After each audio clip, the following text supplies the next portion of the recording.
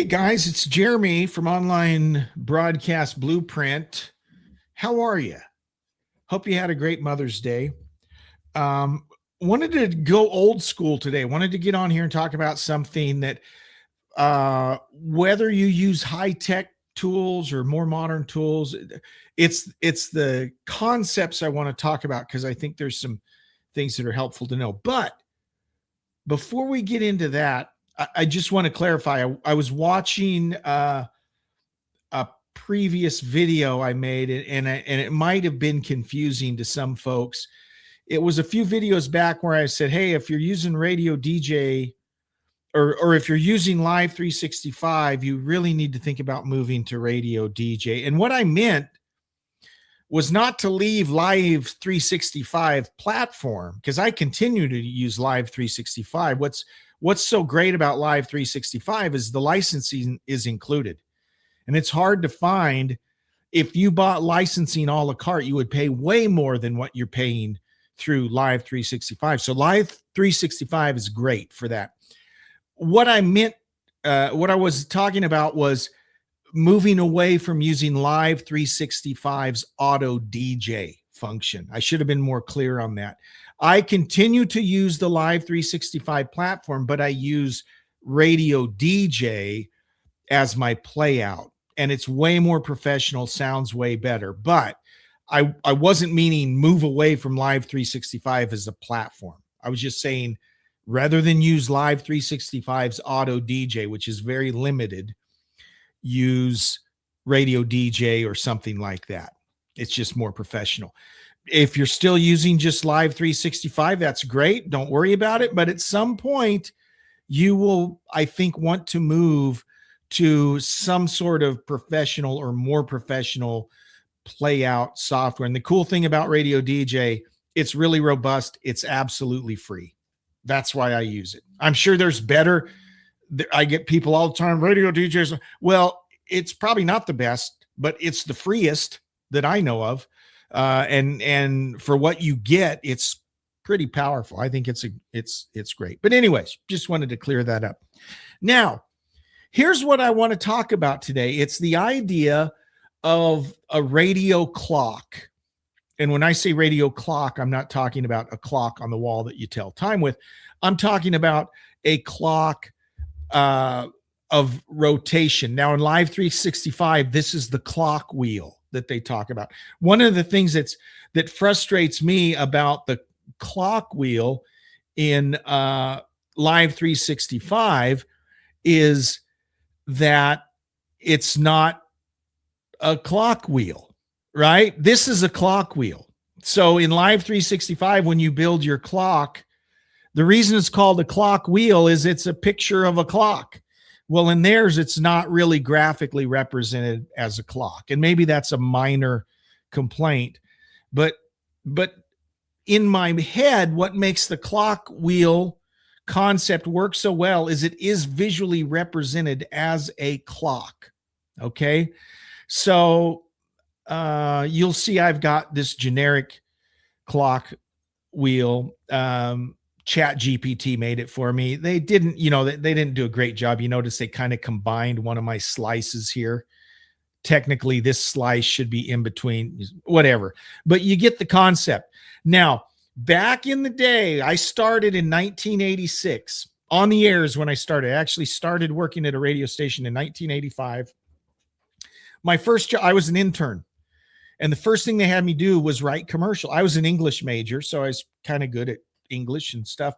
They had me write copy for commercials. That was the very first thing I did. So salesmen would go out and sell a commercial and I'd write copy for it. So I did that for a few months. And then finally, the overnight guy left and the program director said, "Hey, Jeremy, how would you like to be the new overnight guy?" And I'm like, "Okay, cool." So that's when it started, 1986, my first gig in radio.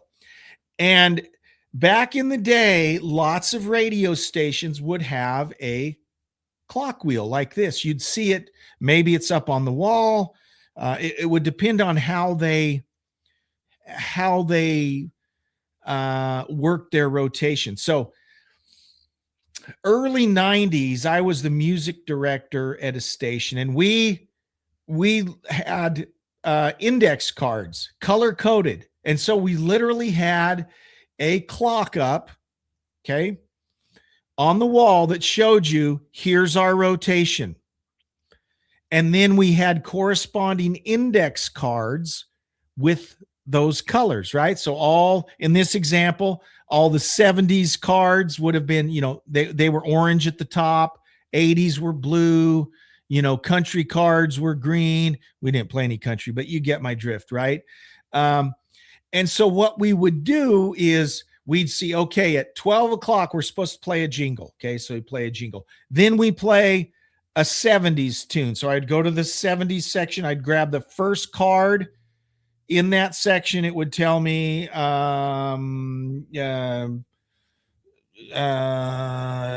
I'ma Want You by Bread. Okay, that's what I'm going to play. So I'd go grab the record, right? Vinyl, go grab the record, cue it up, put this card at the back of the orange section. Okay, that's how the rotation stayed fresh. We were physically moving the cards to the back after we played them. And then the next time a 70s song came up on the wheel, we'd pull the next card in, right? And, let's just be honest. All of us disc jockeys, there were songs we hated, so we'd grab them and just stick them at the back. We didn't want to play that crap, right? But the idea for it to actually work, for the rotation to actually work, is you pull out the first card, you play that song, then you put it at the back. And this clock wheel is what showed us, the rotation, what was coming up next in the song. And so it helps me think about, keep it straight in my mind, where we are in the hour, what's got to play next, what's going to happen, right? And one of the best things that you learn from looking at a clock wheel is the importance of categories, right? Now, some people might start out and they literally just load 1,000 songs and they play them random like a jukebox, okay?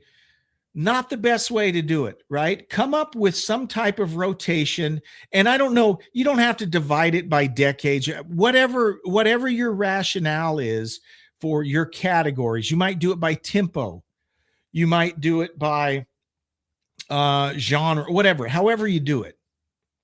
But I would have some type of rationale behind how your songs, how your music will rotate, and follow that. What this does is this keeps, if I'm just playing random or whatever with all the music is piled into the same pile, right? I might get in this example, I might get 4 country songs in a row, or I might get 3 80s songs in a row. The idea is to have some type of rotation that is consistent, that gives folks the kind of variety you want them to get, right? So that's kind of the rationale behind the clock wheel. And like I said, in the old days, it might literally be index cards, right? I know the very first station I worked at, we had these binders. You'd open up the binder and we had different categories. We had a current category. We had like a current one.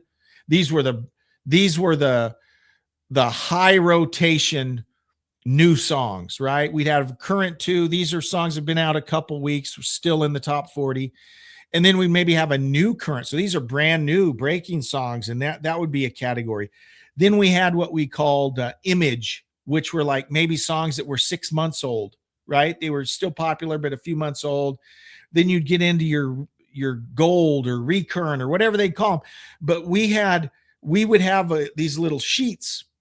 So when you start your shift, you have a sheet of paper with all these you got a little grid for each hour, and you'd literally go through the binder. First, you'd open up and you'd program all your currents. And there was a certain point in every hour where you'd write in the song of the current. You just start wherever the last guy left off. So you'd always look at his last play sheet. You knew that's where you were going to start with your currents in each category. You just continue to add those to your thing until you had your whole shift full, and you just start right over with the next category. That's what keeps that rotation consistent. Now, when you're using a software or or even on the Live 365 platform, you have multiple algorithms you can use. You can just have them play randomly. You can have them play, you know, the oldest song. So the song it's been the longest since it played, it's going to play next.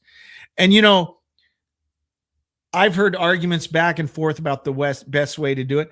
I kind of use a combination.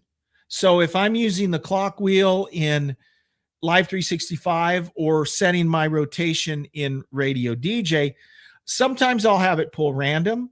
Sometimes I'll play the oldest song. And when I say oldest, it means the ones that hasn't been played in the longest. It has nothing to do with when it was published, but the oldest song in that category, maybe the oldest artist in that category. So there's a number of things, and I kind of like to mix it up, right? But the purpose of the clock wheel is to have a some sort of rationale around how you're going to rotate. So if you do not have your music split up into some type of categories, I think most people do, but if you don't, I think that's the first step. You know, the more categories you have, the more complicated it is. I think a few categories is better than a bunch, my personal opinion. These are the categories I use on Radio Valley. That's all. I have 60s, 70s, 80s, and country. That's it. And so I have a version of this built as a rotation. It doesn't, I mean, I don't see the clock, right? But it's basically this same thing is built as a rotation in Radio DJ. And so it's pulling from each of those categories in this order at these points in the hour, right? One last thing I want to say. And guys, I'm a dinosaur. I realize I haven't worked in commercial radio since 95 or 96, right? So I've been out of it for a long time. Tell me if this is still the case. I had some program directors that were very, what's the word I'm looking for? Super competitive, super anal about getting into their commercials before the competition. So for instance, he'd listen to the other stations. He's like, oh, well, these guys are getting into their first stop set at 25. So we want to go in at 23. Okay. And then if they move theirs back to 20, he go, oh, we want to go in at 18. And here's the rationale behind that, right? What happens when we listen to the music? We're listening to the music. Then all of a sudden they go to commercials. So what do we want to do? We tune to another station. Well, if you're the first one to go into your commercial break, usually they were at about 20. Notice my clock wheel, they don't come till about 22, 23, right? If you're the first one into your break, then you'll start your commercials. They'll tune away from you to the competitor. And then right as they get to that competitor, they go into commercials. So then they're likely to come back to you in a minute or two, just as you're getting back into music. That's the rationale. Now, is it legit? I don't know. But I had two different program directors that would they would call you on we called it the bat phone. They'd call you on the hotline and say, you're getting into your breaks too late. You need to get into your breaks sooner. Blah, blah. Okay, so that was just part of the fun of radio, but just kind of a fun little memory. If you aren't using clock wheels, you should. I think I like them. In Live 365, you can go in and build your clock wheels, and that's how you can do your rotation, right? You don't have to physically have a clock wheel. I kind of like having them just to look at them, and I'm nostalgic, right? But that's what I wanted to talk about today. Just kind of the idea behind clock wheels, behind rotation. Definitely have categories for your music. Notice I have categories for my other elements, sweepers, liners. Again, definitions. A sweeper is a produced element, right? Rock 100, right? That's a sweeper. Okay. A liner is when you're talking. Okay. That's a real person talking. And then a jingle. Now, I just have one jingle that plays at the top of each hour. And again, that's another thing, right? back in the day, especially if you had a network news break or sports break or network something, you had to be on the clock. You had to come out, you had to back time. If you had a news break at 55 minutes every hour, you had to back time and make sure your songs were ending just in time for that. And there was a whole science to it, right? Now, realistically, with your online radio station, unless you actually have network stuff or you're just super anal about being right on the top of the hour, these clock wheels can float, right? Your top of the hour doesn't absolutely have to be at the top of the hour, where like in the good old days you had to. I mean, you had to do a legal ID within 5 minutes of the top of the hour. Internet radio, we don't even have to do legal ID. So it's a different world. A lot of people still like to keep in that tradition, right? Because they're used to doing that, but there's no requirement for legal IDs or any of that stuff. Your clock could be anything you want. You could play anything whenever you want. But I personally like the structure of a clock wheel. In my mind, this is how I'm always thinking of my hours. You know, I just think of that colorful little clock in my mind as I do it. I'm showing my age, I know, but I just wanted to show you what a radio clock looks like in Live 365. Again, they call it a clock wheel, but they don't really represent it as a wheel. Now, a tip or a request to Live 365, which would be really cool, is when you make your clock wheel, you should give an option to display it graphically like this. I just think it's cooler. I think it's easier for me to picture in my mind where everything is going to happen in the hour. So anyways, guys, any thoughts on that? Any comments? How many of you worked at a radio station where you used a clock wheel like this? I'd love to hear from you in the comments. And as always, you can shoot me an email, radiovalley@mail.com. Thanks for watching, guys. We'll see you next time. Bye-bye.